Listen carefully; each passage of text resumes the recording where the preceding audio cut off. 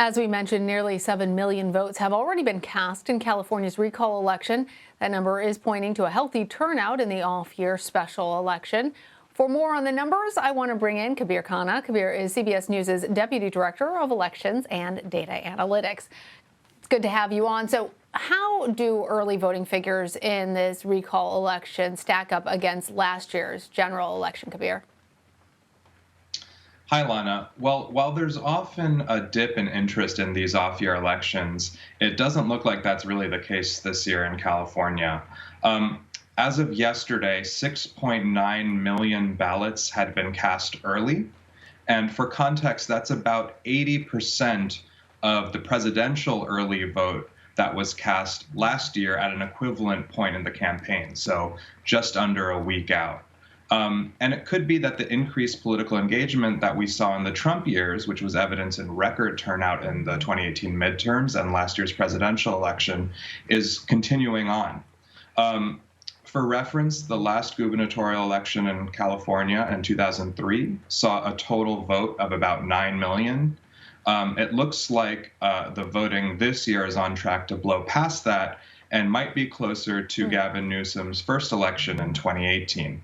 The big turnout so far is welcome news for the Newsom campaign, simply because the closer the recall electorate is to the broader pool of registered voters in California, the more Democratic the results are likely to be.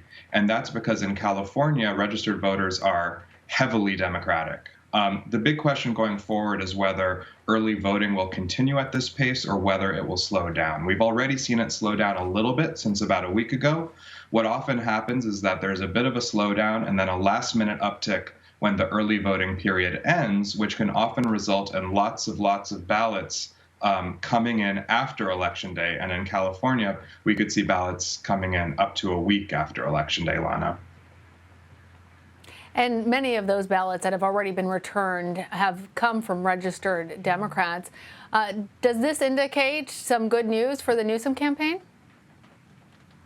So we have to be really careful in how we analyze this early data. What we know is the party registration among the voters who've cast their ballots early, but of course we don't know how they voted due to the secret ballot. So thus far, 53% of ballots have come from registered Democrats. Registered Democrats statewide are closer to 46%, so they are punching above their weight in the early vote, and that's predominantly coming from voting by mail. On the other hand, this is exactly what we would expect based on the patterns we saw last year and how people voted, as well as what voters in California have been telling us they're planning to do. So in a recent poll we did in California, registered Republicans were about 3 times as likely as registered Democrats to say that they're going to vote in person on Election Day this year. And while most of the vote is going to be cast early, it wouldn't be surprising if a significant chunk of the vote in support of the recall, perhaps around a quarter, came on Election Day. So as we did in 2020, we're going to be looking out for a late surge of Republican voters, Lana. And what will be some of the other key factors you'll be watching for as the votes start coming in on Tuesday? So the polling on this race has been trending towards no on the recall, and that's also consistent with the large early turnout, as I mentioned before. But of course, we won't actually know how people have voted until polls close at 8 p.m. California time, 11 p.m. Eastern. So some of the things we're going to be looking out for that night at the decision desk are, again, a late surge of GOP votes.